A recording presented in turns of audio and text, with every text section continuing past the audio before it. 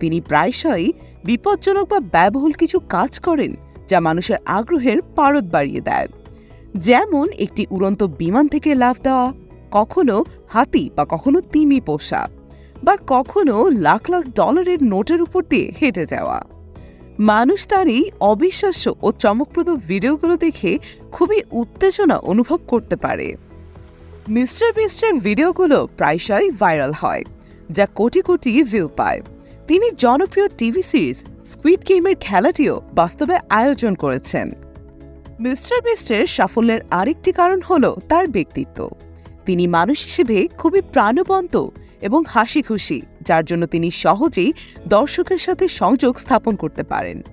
তিনি প্রায়শই তার ভিডিওগুলোতে মজার মজার কথা বলেন, যা তাকে দর্শকের কাছে আরও জনপ্রিয় করে তোলে।